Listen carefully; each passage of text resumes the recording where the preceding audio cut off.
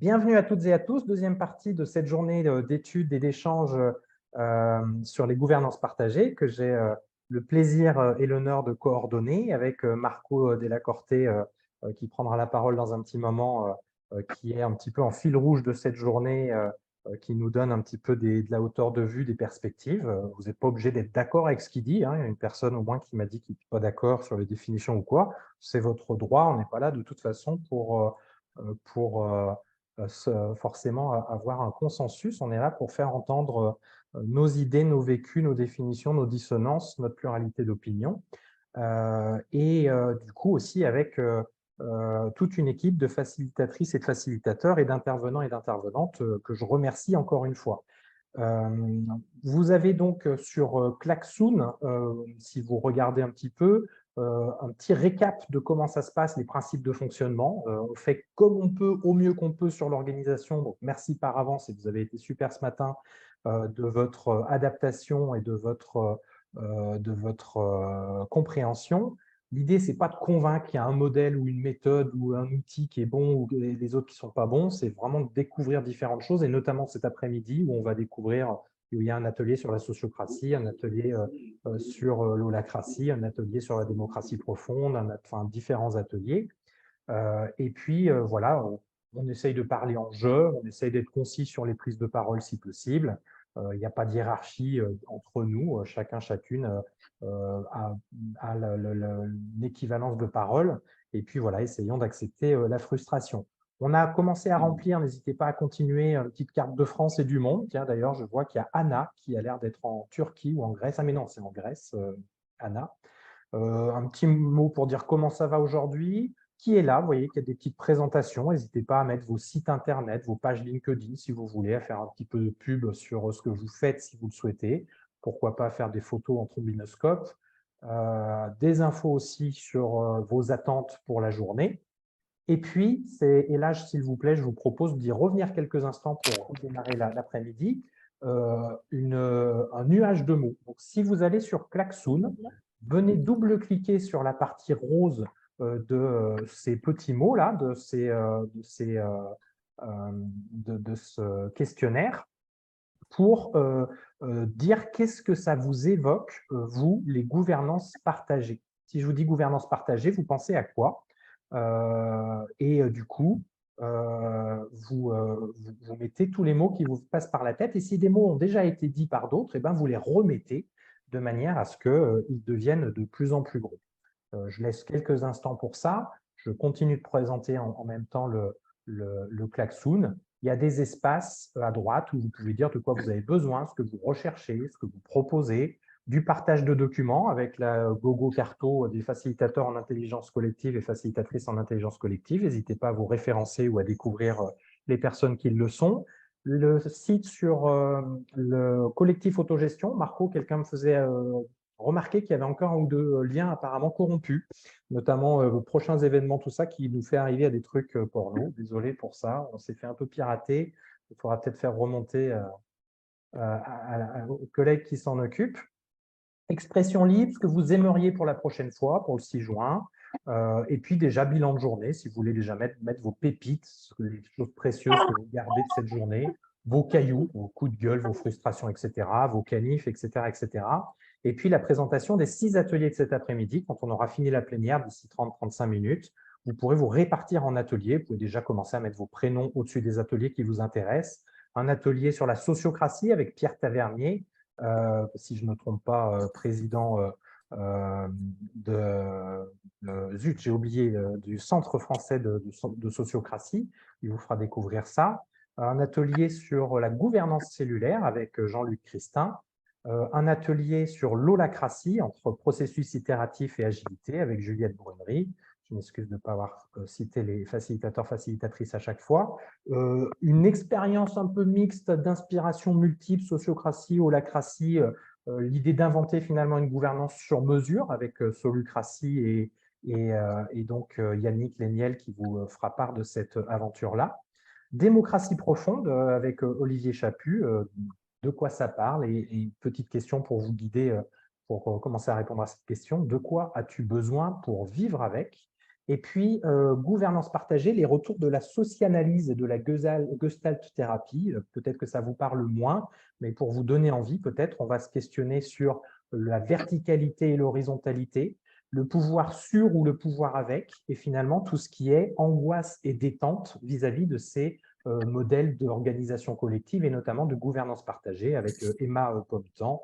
Et donc, je vous incite à vous intéresser aussi à cet atelier. Je me permets d'insister sur cet atelier parce que sur comment on appelle ça, la préinscription sur le Framacalc, il y avait moins de personnes qui, pour le moment, se positionnaient dessus. Donc, s'il vous plaît, essayez de vous répartir un petit peu équitablement.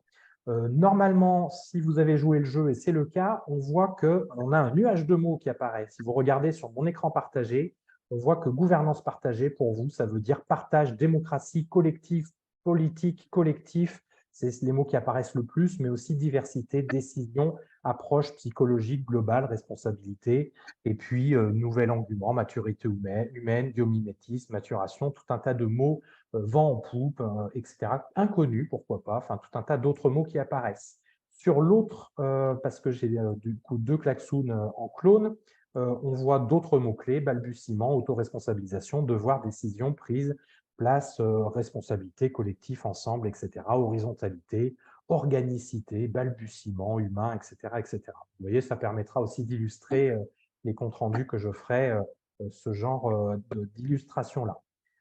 Ceci étant dit, je vous laisse continuer à contribuer sur les klaxons et sur le pad, notamment si vous voulez faire un petit peu des retours de ce que vous avez vécu ce matin.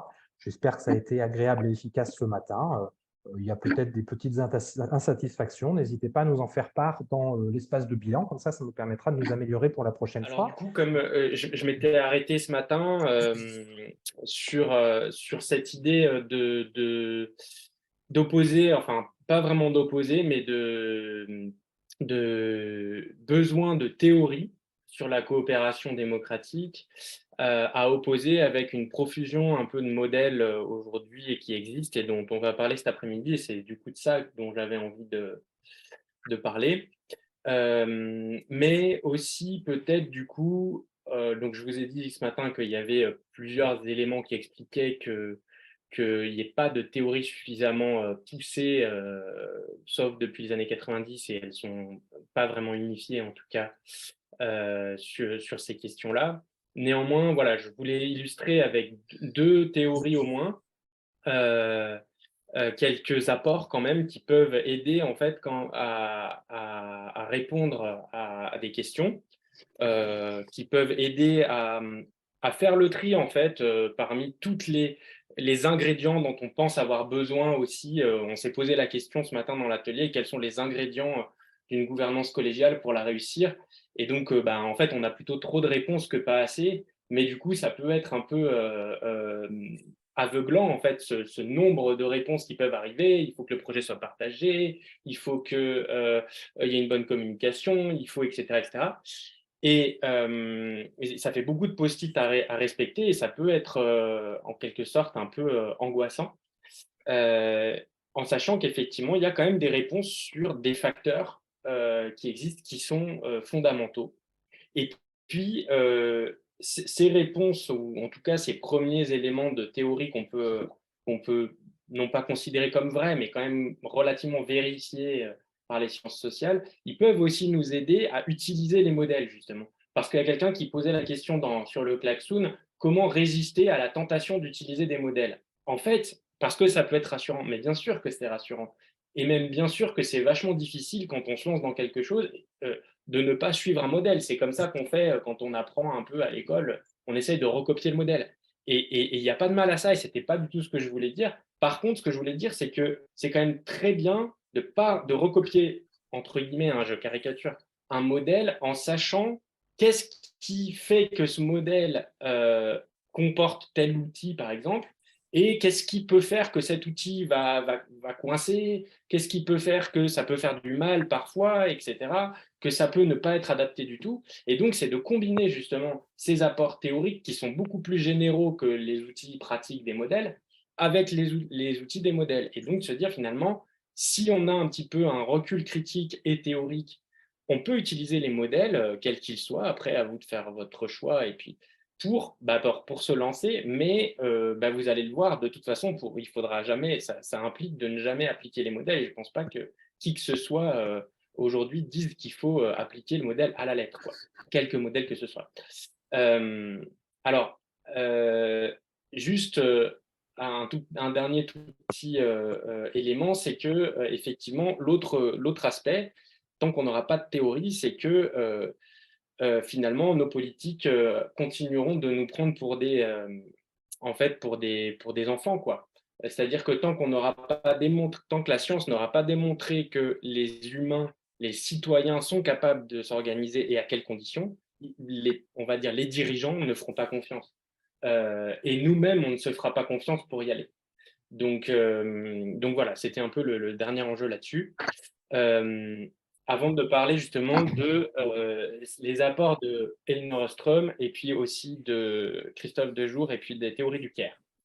Euh, Elinor Ostrom, je vais très très vite. Vous en avez sûrement entendu parler. Elle a travaillé sur les communs. Alors attention, les communs, pour elle, c'est ce qu'on a appelé commun après. Elle travaille sur des systèmes de ressources communes, par exemple des systèmes d'irrigation, des zones de pêche, etc. Il y avait une théorie qui s'appelle la tragédie des communs, qui disait que en fait, il n'y avait que deux solutions pour qu'on n'aille pas à la catastrophe écologique dans ces ressources communes, c'est-à-dire qu'on ne pêche pas trop de poissons ou qu'on ne détruise pas la forêt, etc. C'était soit de parcelliser, donc de diviser la propriété, le commun en plusieurs propriétés privées et chacun se débrouille sur son lopin de terre et normalement tout le monde devrait à peu près exploiter la ressource puisque c'est son propre bien et donc voilà. Ou sinon, la seule solution pour gérer ça en commun, c'était de mettre un État un peu sanctionneur qui allait mettre les sanctions, qui allait vérifier que tout le monde respectait les règles. Je dis État, ça peut être une collectivité, en tout cas une autorité externe que les citoyens, les agriculteurs, par exemple, ne seraient pas capables de gérer durablement une ressource ensemble. Et elle a démontré bien sûr, que ce n'était pas vrai, puisqu'elle a trouvé des dizaines et des dizaines et des dizaines de cas dans tous les pays du monde. Euh, et et l'autre chose importante, c'est qu'elle a essayé de démontrer les conditions qui allaient fonctionner et les conditions qui n'allaient pas fonctionner. Au début, elle n'a pas réussi parce qu'en fait, elle cherchait, c'est ça un peu la question des modèles et des théories. Au début, elle cherchait des règles, elle cherchait des points communs qui seraient communs à tous ces communs, justement. Et elle n'en a pas trouvé. Elle trouvait que, par exemple, si on allait un peu trop dans est-ce que ces gens votent, est-ce qu'ils ont un organigramme bien particulier, etc. Et là, elle trouvait rien, ce qui devait être assez décevant pour elle. Et puis finalement, en affinant en fait son travail, en augmentant le nombre d'études sur lesquelles elle s'est posée, en fait, elle a fini par élaborer quand même 8 principes qui, lorsqu'ils sont vérifiés, en fait, sont statistiquement explicatifs de la viabilité de ces communs, parfois sur plusieurs centaines d'années, et quand ils ne sont pas vérifiés, sont explicatifs d'un effondrement du commun. Et du coup, en 1990, elle a commencé vraiment à rédiger ce qu'elle a appelé, le titre, l'ouvrage qui s'appelle Gouvernance des biens communs.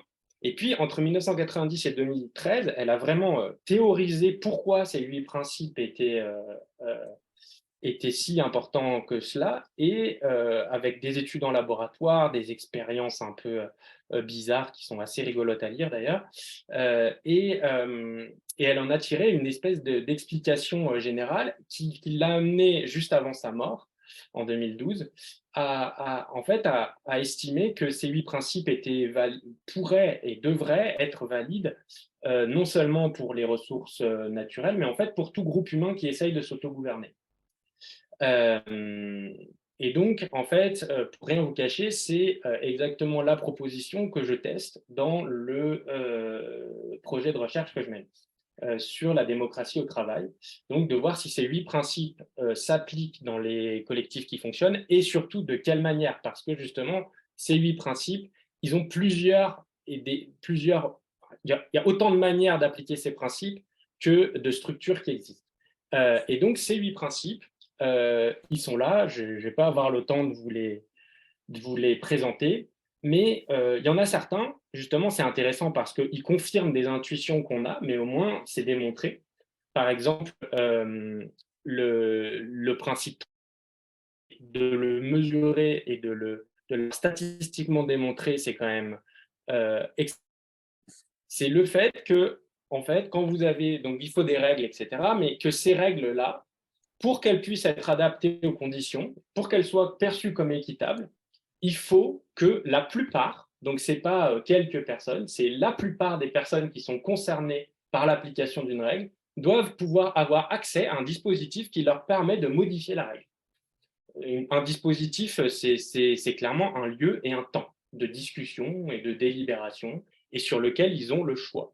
Un autre principe assez cohérent avec la notion d'autogestion, c'est le principe 7, la reconnaissance de droit à l'auto-organisation. En fait, il est d'ailleurs très, très lié au principe 3, c'est-à-dire qu'il faut que les personnes qui sont finalement dans ce collectif ne soient pas empêchées de définir leurs propres règles, et notamment que les finalités de la structure ne leur soient pas données. Et ça, par rapport à beaucoup de modèles d'organisation ou même de pratiques où finalement on va déléguer uniquement les moyens et pas les fins, en fait, c'est quelque chose qui est contradictoire avec cette reconnaissance minime du droit à l'auto-organisation. Si on vous donne en fait où vous devez arriver, vous n'allez pas réussir à discuter. Il y a un autre principe assez, pour le coup là, qui peut être un peu plus questionnant, enfin, qui va questionner plus nos pratiques et en tout cas, je trouve, nos conceptions un peu parfois très humanistes, etc. C'est, elle dit finalement, les dispositifs dans lesquels il n'y a pas de sanction, ça ne fonctionne pas. C'est-à-dire que si on peut faire ce qu'on veut avec les règles, s'il n'y a pas de discipline d'application des règles, en fait, la coopération et la confiance des personnes dans le système finit par s'éroder.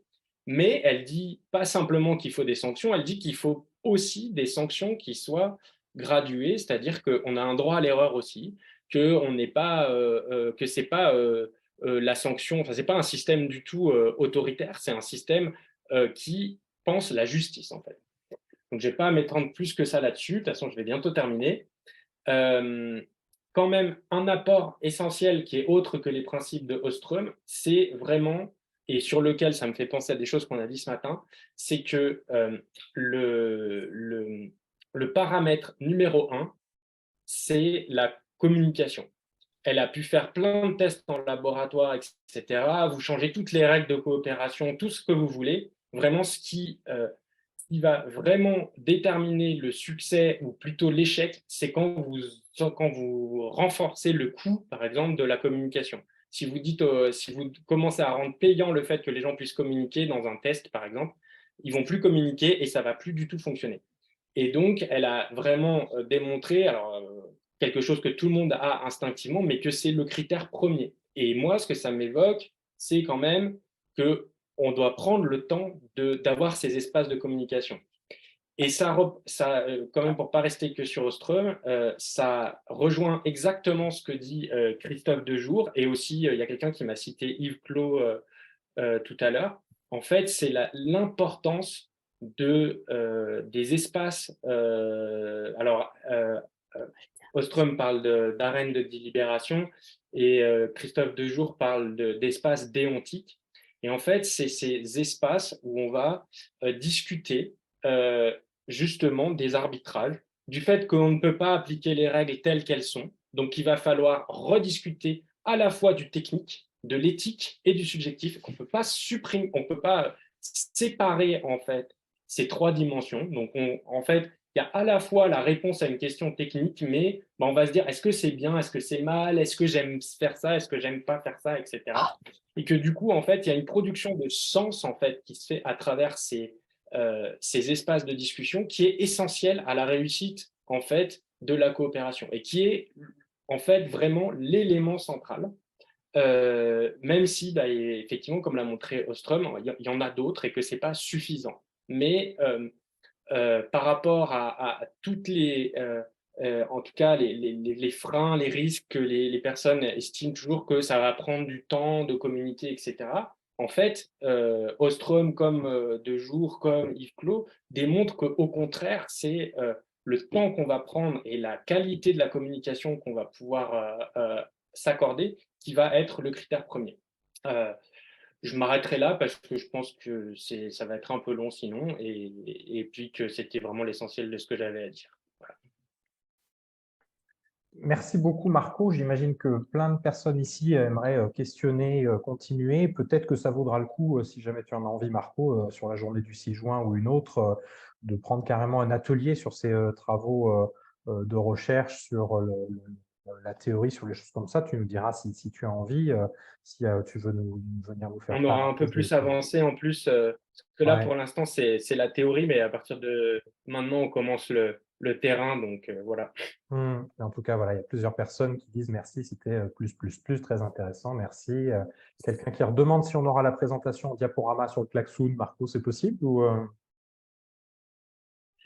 Vous pouvez faire une petite pièce pour voir combien je le vends. Non, non, chez Essence, pas de problème. ça marche? Eh ben, merci pour ça. N'hésitez pas si vous avez des questions, des remarques, à continuer à les noter sur le Klaxoon. Et puis voilà, hein, c'est une première journée, c'est un lancement de plein de choses. Peut-être qu'on pourra derrière, en restant en contact, approfondir avec ceux et celles qui le souhaitent.